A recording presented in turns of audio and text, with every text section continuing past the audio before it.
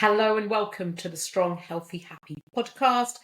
My name is Debra. I am your host, and today is episode 24. And it's all about why your diets fail, reframing your approach, and switching your mindset from failing to succeeding. And what I want you to achieve from listening to this podcast is exactly that. What is the title? And I'm going to be talking all about it. Now, what's led to me recording this podcast and talking about failing and why people fail and how to overcome that feeling of always failing at any diet you do? It's come about as a result of the launch of my new group coaching. I've got a new 6-week group coaching program. It starts on the 6th of May. Today is Saturday, so it starts literally in 2 days' time. Very, very excited. And as part of the promotion of that group coaching program, I have been speaking to a lot of women. And one thing that has been repeated a lot from most of the people that I've spoken to, most of the lovely ladies that I've spoken to, is I always fail at diets, and is this just going to be another failure? And I don't blame them for feeling that way and for having that concern, because obviously, you have to pay for group coaching, and I don't want people to waste their money, and I don't want them to join me in a mindset of, oh, this is just going to be another failure. So switching your mindset and understanding the difference from my coaching and any other good coach out there is that it's going to be unlike anything you have ever done before. And I want to use this podcast to explain why your previous diets have failed. And I really do want to emphasize and start this podcast off on a really positive note and one of reassurance, to give you that the diets that you did in the past, they failed you. You didn't fail the diets. You are trying to do the best for yourself. You are trying to lose the weight that you want to lose, to be a healthier version of yourself. But those diets did not serve you. And your failure hasn't come about your lack of ability or effort. It's come about from bad diets that have not served you, like I said. And I'm going to be breaking it down and I'm going to be talking about it. But I really wanted to get out there that it's not you that's the failure. It is the diets. Now, one of the things I do when I work with new clients is I ask them and I reassure them to leave whatever they have done in the past behind them, because we are starting from afresh. And I'm going to be helping them switch their approach from one of shame and punishment to one of empowerment and self-care. And what's been done has been done. And I know that along with an extensive dieting history, and let me tell you, most of the women, I'd say 90% of the women that I work with have an extensive diet history. And I'm guessing that you probably, listening to this podcast, have one too. And it's really not uncommon. And you are certainly not alone. And what happens from years and years of doing different diets or repeating the same diets, but never really getting anywhere, what happens is through no fault of your own, is you start to subconsciously form condition. You're sort of conditioned to think and feel a certain way about food, about your body, about what successful dieting looks like. And although these may not be conscious thoughts, they are thoughts and perceptions that I work very hard with my clients to undo. And it does take time. And, if you think about the age that you are now and how long you've been trying to do these different diets for and how long you've been trying to lose weight for, you think of all those years you've spent doing that, it's a long time. So to undo that process, you can't expect for it to happen overnight, a day, a week, 2 weeks, 3 weeks. It will take as long as it takes, and everybody is an individual, and some people take more time than others. Um, but let's sort of crack on. I'm going off on a tangent, and I want to just first of all cover some reasons why your diets may have failed you in the past. Now, obviously, these are generic reasons. They may not be the specific reason for you, but you may be able to resonate more with maybe one reason than another reason. So, first reason why your diet may have failed you in the past is you set unrealistic expectations. Perhaps you jumped on some kind of quick fix fad diet, took a pill, potion, lotion, tea. I don't know. There's 100 different things out there being sold to vulnerable women that's going to solve their problems. And so you have these expectations. Well, it worked for whoever it is marketing it. It's going to work for me. Or perhaps you've started a diet. It might have been a different diet from the one you've done before, and this diet's going to be the one. And you've set expectations that are unrealistic. And what happens when you set unrealistic expectations is if you don't meet them, you're probably going to quit or give up because what you expected to achieve hasn't happened. And so you lose heart, you lose faith, and you lose interest. And it just becomes another failed diet. So setting realistic expectations is a really big one. And again, with my coaching and with my clients, I'm really firm about this because I don't want ladies coming to me and I feel like I'm their last hope. I am where they come when they've tried everything else. I want them to have realistic expectations and I don't give a time frame. And I discourage people from joining for a set period of time because it puts a bit of pressure on. And what if you don't achieve what you wanted to achieve in that set period of time? So setting realistic expectations is really important. And your expectations can encompass all areas of your health. So not just weight loss, it can be your exercise, it can be your daily movement, it can be, getting sufficient sleep. It can be all aspects. Setting realistic expectations is going to be very important. Another reason why your diet may have failed is that it was over restrictive. And it might sound doable for a short period of time, and perhaps you did do it and stick to it for a short period of time. But what happens when that period of time is over and you're left with yourself thinking, what do I do now? Because I can't stay in that I can't live my life in that over restrictive state. I haven't sat and eaten a meal with my partner or my kids for weeks. And this isn't really a sustainable way of enjoying food and living your life. So maybe the diets you've done before were low calorie. Maybe you skipped meals. Maybe you didn't eat with your partner or your family or whoever.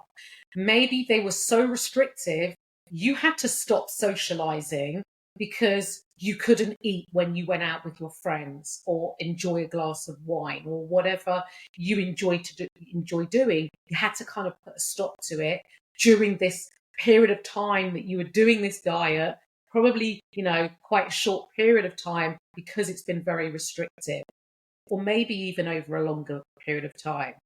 And what happens with those restrictive diets is they're not sustainable. And, if I was to say to you right now, think of a food that you really enjoy, that you love, right? It can be anything. Think of something. If I said to you, I'm just going to use chocolate as an example, but if I said to you, you can no longer eat chocolate, the first thing that you're going to think about is chocolate. It's all you're going to think about because it's human nature. Whatever you can't have, you want more. So if you've over restricted yourself for a period of time, when that period of time is over, or even if it's not over, the craving is going to build up. You're going to cave in and you're probably going to overeat on the food that you restricted because you have been craving it and it's all you've thought about for so long now. And so the diet you were doing long term has not been sustainable, and any results you may have gained from that diet have probably gone out the window, and you've most likely regained that weight.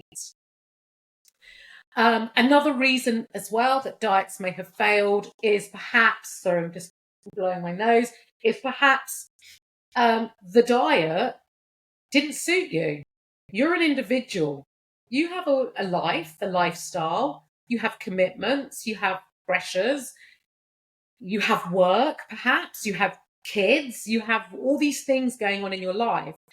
And perhaps the diet you didn't actually suit you, but yet you're trying to fit into a diet, a generic diet, that actually didn't consider you as an individual, or your life, or your circumstances, your limitations, your barriers, your behaviors. It didn't encompass any of those things because you were fitting into a diet that was for anyone and everyone, but without any consideration to you as an individual.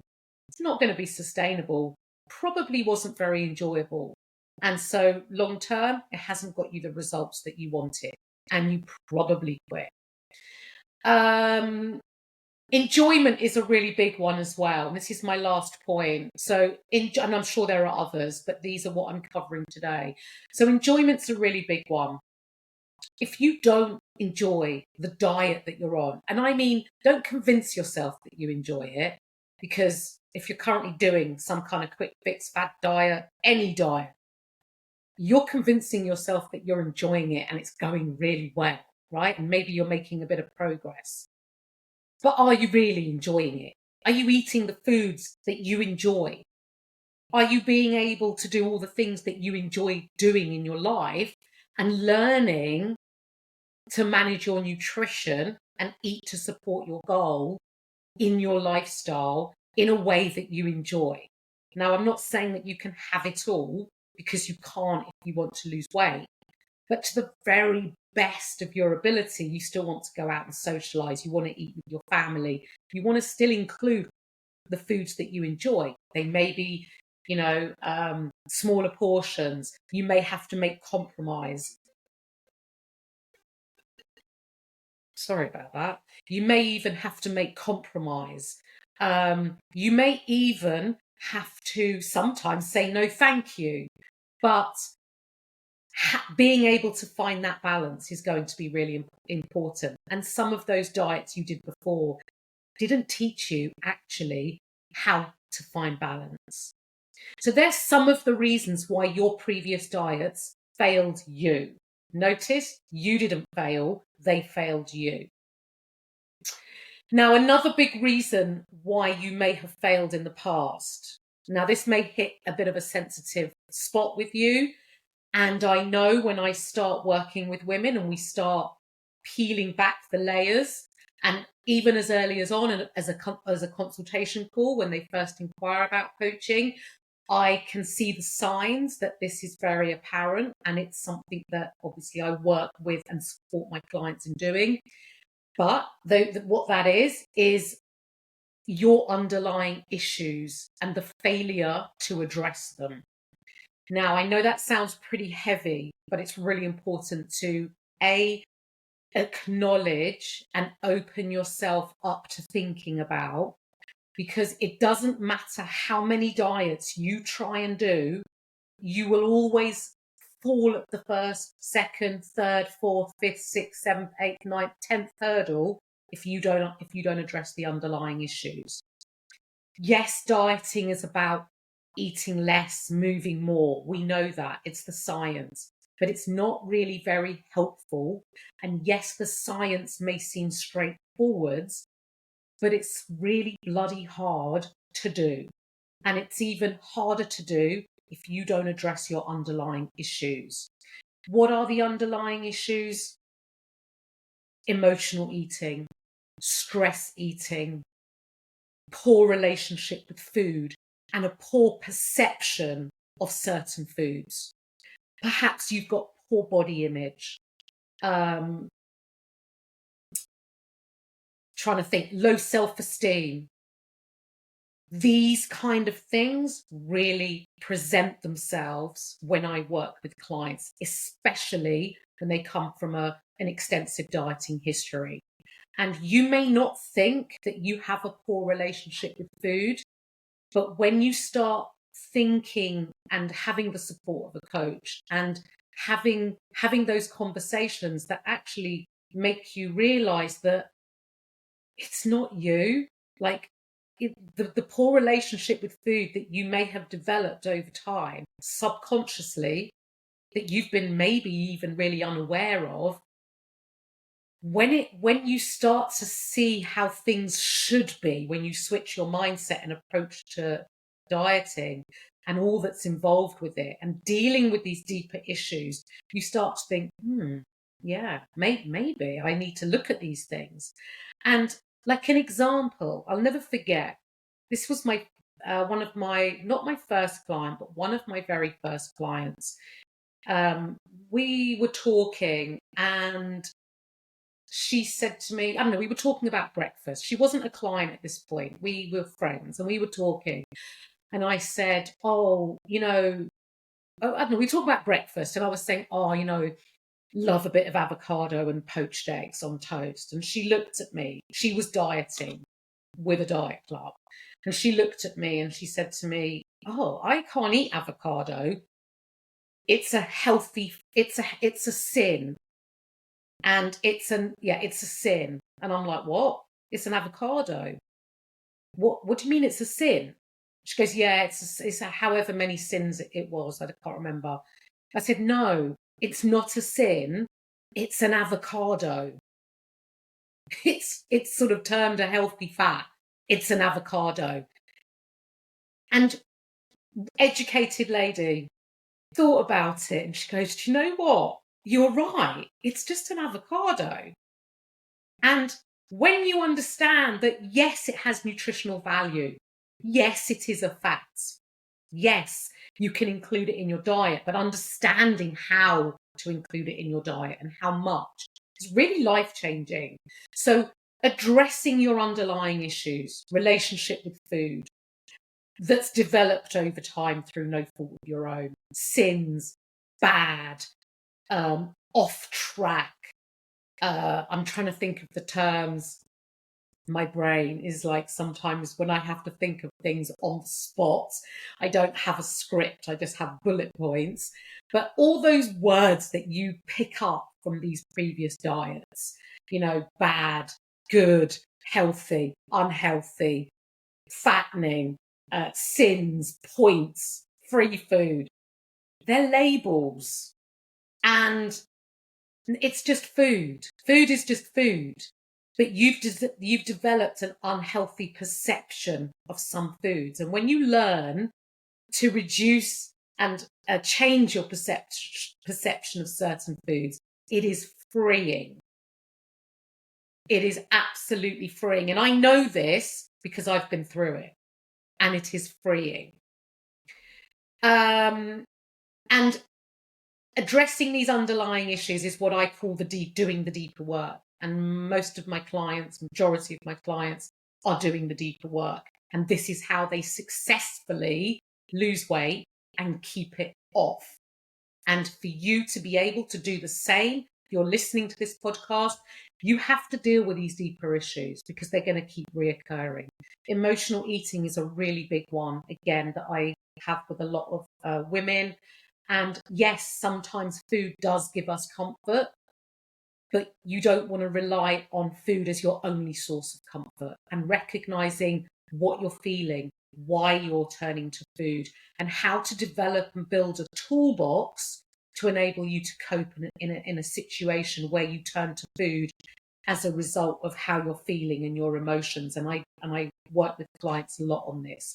So it is really, really important to address these deeper issues. And if you struggle with any of these specific issues and you're listening to this podcast, please reach out and message me, contact me on my social media. message me, because I can help you, or at the very least send you a resource that will help you and just maybe what you need to start making a positive change.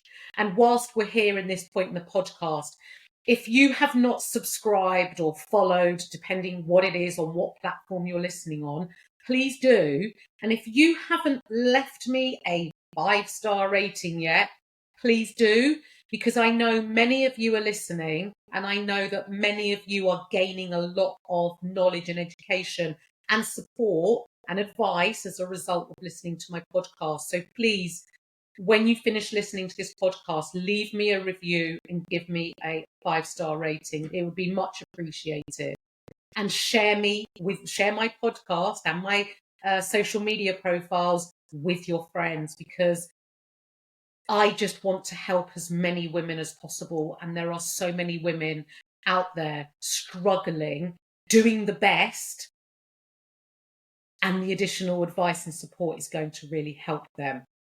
Okay, back on with what we're talking about. The next thing of what I wanted to talk about, why your diets may fail, is lack of consistency. And this is another, like, they're all big points, but this is another big point, is lack of consistency. Now, if you do something and it works for a short period of time, because you only know it's going to be for a short period of time, it's going to be really hard to be consistent. Or perhaps you've developed, as a result of what I've talked about, an all or nothing mindset. Because you haven't had the support to come away from that all or nothing mindset. And so your consistency is, you're either on or you're off. You're either on track or you're off track. And all the good work you do when you're adherent goes out the window when you perceive that you've ruined things and throw the towel in. And that lack of consistency is what sets you back every time. And gradually over time, if you keep repeating that pattern, you will eventually regain all the weight you lost, and possibly more. So consistency is a really big one. Coming away from the perfectionist mindset. If you eat one biscuit more than you should have done, or, whatever it is, I'm using the biscuit as an example, to think to yourself, oh, I've ruined things, I may as well eat the whole packet now, is a bit like you having a puncture in your tyre of your car and saying, oh, I've got a puncture, I'm going to need to get a replacement wheel. You know what? I'm going to just go stab the other tyres just to make it worthwhile. Like, you just wouldn't do that. So why do you do that with your diet? It doesn't make sense. And one biscuit may have taken you over calories, but you're still going to probably be in a deficit. But you eating those other 10 biscuits is probably going to be what takes you out the deficit. So coming away from the all or nothing mindset, moving away from perfection, and embracing being consistent, even if it is imperfect, you will make more progress like that. And you will reduce your risk of failure. Now, my last point is societal pressures and marketing. You know what? It really saddens me when women with good intentions that want to do the best by themselves, that are feeling a little bit vulnerable, are preyed upon by societal pressure, marketing, celebrity endorsement, and all the other things out there that are getting women to spend hard-earned money on diets that they don't need to do, on products that they don't need to take.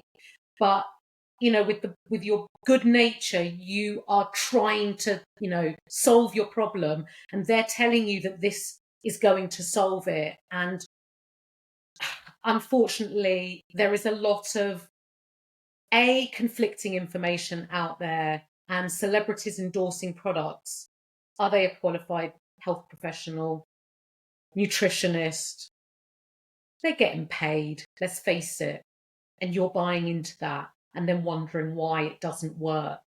And what they're not showing you is, maybe they're taking the tablet, whatever it is that they're selling, the supplement, the this, the that. But behind the scenes, they're doing all the fundamental things that they're not telling you about to support their weight loss, to tone their bodies up, to have more energy and feel great and all those types of things. They're not telling you about those things, or they're dressing it up as something fancy. And you know what? Successful dieting doesn't need to be fancy. It doesn't need to be complicated. This is your life, and it's about working within the life that you have and getting the best out of you, and getting advice from qualified professionals that have genuinely your best interests at heart. Now, to finish off this podcast, I do want to say, and this isn't just a plug for my coaching services, no matter where you get this from is your choice, but having support will greatly increase your chances of success and reduce your chances of failure. Whether that support comes from a partner, a coach, me, a professional in some other capacity, a good friend, someone who really genuinely wants the best from you, so that when you're finding things difficult or you want to just throw the towel in, they're the one that can give you the support and the reassurance, which is often all that's needed for you to re-evaluate and think about your next action, and encourage you to take the action that actually is going to make you feel good and do the best for yourself, not the action of throwing the towel in. So having support will greatly reduce your risk of failure. And this is where coaching really does come into its own. Now, I'm back because I was just in the process of uploading the podcast recording, ready to put on Spotify. And then I realized I didn't talk about switching your mindset and reframing your approach, what that means and how to actually do it. And what that means, and I'm going to tell you, but what that means is when you switch your approach from the one that you've been having in the past, probably one of shaming yourself into change, or looking at the negative sides of yourself, your body image, how you feel, and using that as fuel to shock yourself into taking action, and looking on improving your health and losing weight almost from one of punishment as well as shame. And when you start your dieting journey, or your health and your weight loss journey, whatever your goal is, if you start it from a place of negativity, from one of shame and punishment, it will only get you so far. It won't last long, because it's not enough to keep you going over the long term. And the way that you switch your approach and your mindset is by looking at you improving your health, looking at you trying to lose weight as one of self-care, one of empowerment, because you're choosing to make positive change. It's not coming from a place of shame or punishment. You want to do the best you can for yourself because you care about yourself. I'm not asking you to love yourself. I'm not asking you to look in a mirror and say you love yourself. I'm certainly not doing that. But you want to lose weight because you know it's going to make you feel good, and it's one of self-care. Now, the biggest advice that I give my clients, and on the group coaching that I've launched, because 6 weeks, it's not a 6-week quick fix, fast approach. It is building the healthy habits, but that's a different episode. The way that I would recommend that you switch your approach is that you are wanting to lose weight because you want to feel good. And feeling good is one of the pillars of my coaching. It's what I want for all women, is to feel good and to do the things that make them feel good. Now, when you do those things, i.e., you pick foods to eat because they're nourishing, they're nutritious, and different foods make you feel differently. And picking the more nutritious and healthy foods, loads of veg and fruit, higher protein options in your meals, they are going to make you feel good. And when you feel good, you're more likely going to continue eating those foods, it is most likely going to impact your desire to get out and move your body, walk, maybe try the class you've been always meaning to do, maybe get into resistance training, which I highly recommend for all women. No, that's another podcast as well. But when you switch your approach to one of improving your health to feel good, you do all the things you need to do because you're choosing to. And what happens with weight loss is it comes about as a byproduct. It's not the main focus, because if you focus on it solely and not think about feeling good and how you feel, you just focus weight loss, weight loss, weight loss, you're missing out on so many other amazing things that are going to make you feel good. So yes, you want to lose weight, but don't make that your sole focus. It's kind of like happening on the side. Your main focus is doing the things to support the way that you feel. And when you do that, you will establish healthier habits. You will make healthier choices. You will feel good, and the weight loss will come.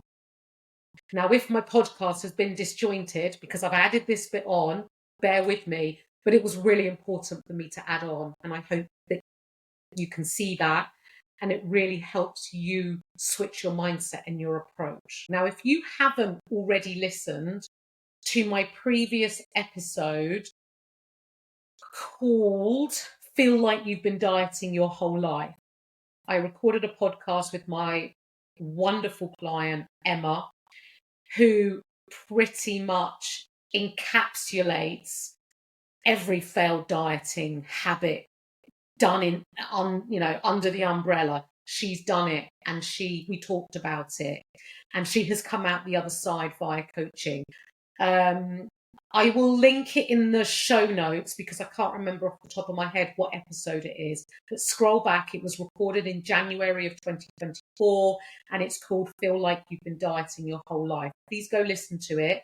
And if I can help you in any way, reach out. You don't have to be a client. Please reach out.